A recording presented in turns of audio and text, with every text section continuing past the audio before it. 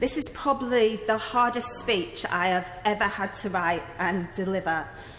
This week has been a tough week, as I'd never heard of Baby Loss Awareness Week, but it's been all around me. There have been online discussions, commemorative badges, and a debate in the chamber today.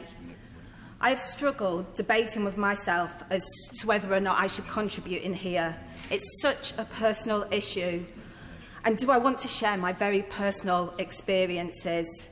The absolute truth is I struggle to talk to my family and my very close friends about it.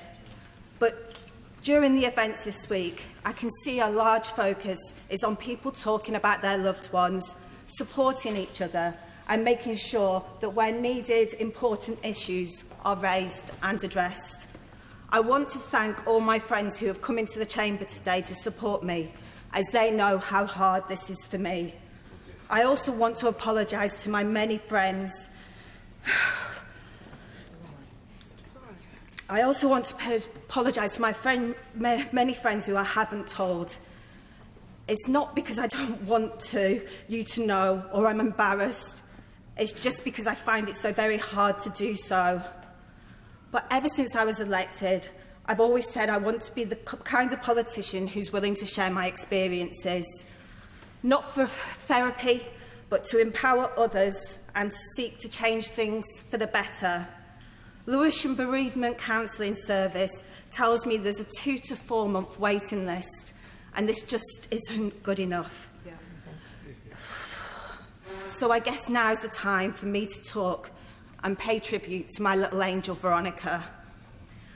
When I was 16 years old, I became unexpectedly pregnant.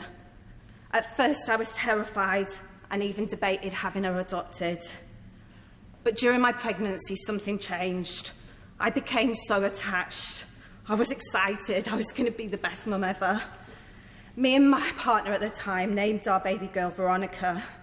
We couldn't wait to meet her. I went full term and was 10 days overdue, so they had to induce me. I was in labour for a long time. I was sick, tired, and in a huge amount of pain. Veronica's heartbeat was checked regularly, and everything was fine.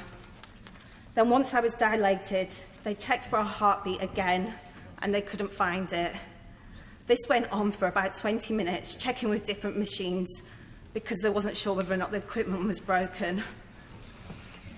Eventually, the doctor was called, and I was rushed to the emergency room, where I had to push and forceps were used to get her out. The umbilical cord had been wrapped around her throat for the whole 20 minutes. She lived for 5 days, but we had to agree to the life machine being turned off. I got to hold her then for the first time, until her heartbeat eventually stopped. She stayed alive for hours. I never wanted to let her go. My Baby Awareness Week is every year, the 22nd to the 27th of February. My 5 days of her being alive. She was never able to cry, to smile, but I loved her and I desperately wanted her. I still love her. She is always in my thoughts, all these years afterwards, even if I don't talk about her all the time. I don't not talk about her because I'm embarrassed. I'm not. It's because it hurts so much to do so. After Veronica was taken from me, my coping mechanism was to chuck myself into college and work. I couldn't talk about it. My heart was broken. I don't have children now because I've lived with the fear of the same thing happening, and I just couldn't do it twice. But I have to say, as a young woman going through this, I felt like most people looked at me as if I should be grateful. And I wasn't, and I'm not.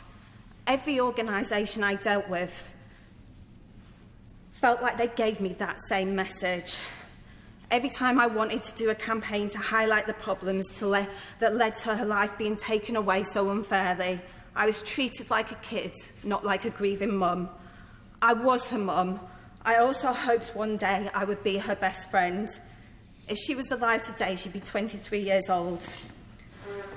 The pain does get easier to deal with over time, but it never, ever goes away. I really welcome this debate today. I'm genuinely pay tribute to the members for bringing it forward. And I hope one day nobody else has to endure this pain. And I want my experience to be heard by young women in my constituency and across the country who have or may go through this in the future, and just to say you're not alone. Yeah.